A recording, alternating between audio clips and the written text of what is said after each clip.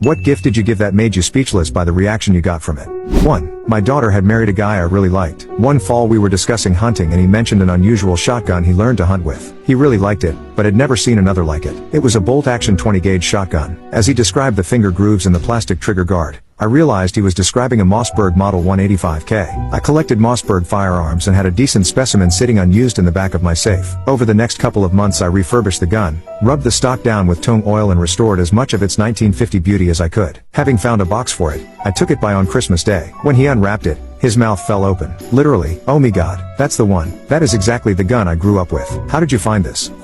My 6 feet 7 inches son-in-law picked me up and hugged me, with tears in his eyes. Think my daughter found a good one. 2. I was dating a woman who worked hard to make ends meet between herself and 2 teen daughters. Was she destitute? Oh no way. They lived in a nice part of town in an above average large apartment. But it was money in / money out. She could never save up any cash to buy her own laundry appliances, so she ended up having to use laundromats. She would tell me of the creepy folks there and made sure both her daughters were never alone doing laundry. So, without telling her, I bought her a new washer / dryer set with delivery and professional installation. Oh, I got a lot of neck and back massages after that and she ended up marrying me. 3. When I was a freshman in high school I took a jewelry making class. For one of our projects we had to make a brooch. I worked so hard on mine because I was making it for my grandma for Christmas. So finally I finished it after weeks and weeks of work and I was proud of it. So come Christmas and I was over at my grandparents' house with my dad. And I only had one present for my grandma. She opened it and smiled. She said it's beautiful and asked where I got it. I was kind of shy so I kind of awkwardly and quietly said I made it. My dad went into detail about how I had spent weeks working on it with the specific goal of giving it to her and she burst into tears. I had only ever seen my grandma cry once before when my great-grandma fell and broke her hip.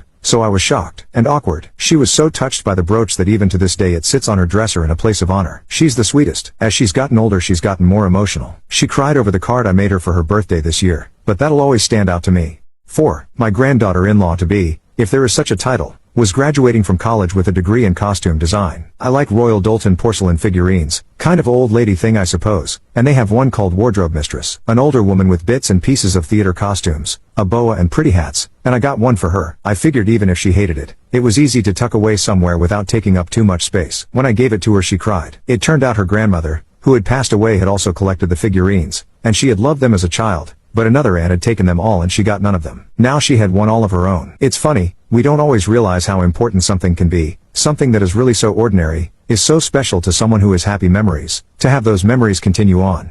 5. On Christmas Eve of 2010, I was packing the car to go to our family celebration. In my huge family, we give everyone a gift, but it's usually some kind of gourmet treat. We make a dozen identical gift bags, and give one to everyone. And then a wave of regret and shame came over me. I'd put it off because I couldn't come up with the right thing. But I really wanted to get something special for my mom. Dad had passed away in July. This was her first Christmas alone, and now I'd run out of time. I ached to think that I had left for last the most thoughtful person I knew, whom I loved so much. I felt like an ungrateful little shit. I thought, I'll write her a heartfelt card, and make it up to her another time. But then I wrote my Christmas wishes to make you look forward to something. So next spring, I'll take you on a trip, wherever you want to go. I will make all the arrangements and accompany you. You only have to choose the destination. Have you always wanted to see Thailand? Or maybe just go see your brother one last time? You decide, and we'll go. I didn't think she'd cry so hard. I didn't think she'd hug me for a few long minutes. I did expect her to try to talk me out of it, but I couldn't let that happen. She talked about it for months, called it her last hurrah. It was touching to see her looking forward to something again. So naturally, once we got to Boston and checked into the Parker House Hotel, I had to take her picture on the street, in front of the hotel's bar, which was called the Last Hurrah.